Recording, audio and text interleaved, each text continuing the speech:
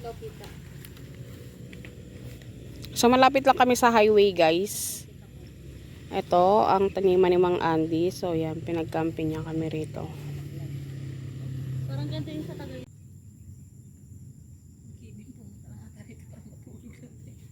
Sunod na si Kevin.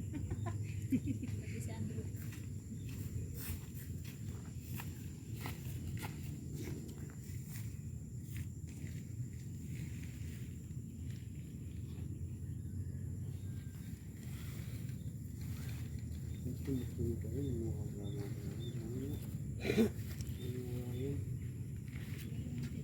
Ito yung bago mong tente.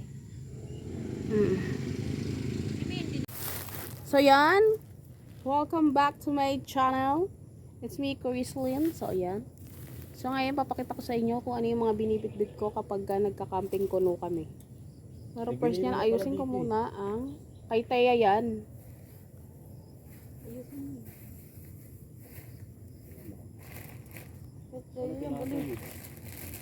Hamburger nga yan. Sumaya na si si Vincent. Nakala siya ng burger pala.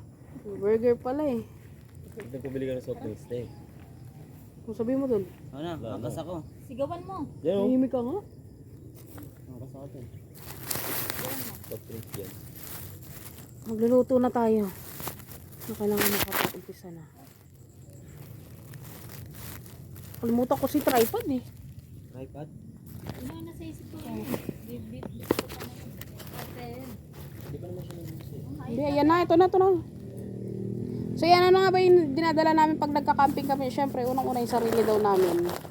So, yung top 3 na dinadala ko na pagkain kapag nagka-camping kami. So, number 1 na dyan ay yung instant noodles.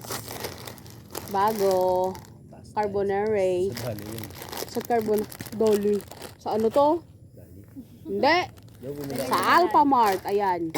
Sa first time natin. Ano na yun eh, 8 pesos. 8. Sa dali. Sura ulo ka. 18 talaga to. Sa dali may ganyan. May Bumili ganito? ako ganyan sa dali.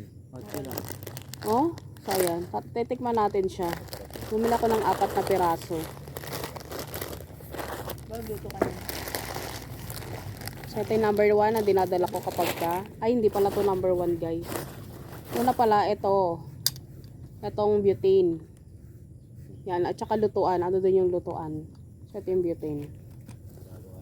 So second, yung mga pang seasoning ko. Ayan, naka-plastic na siya. Hello, mahigad! Mahigad pala rito.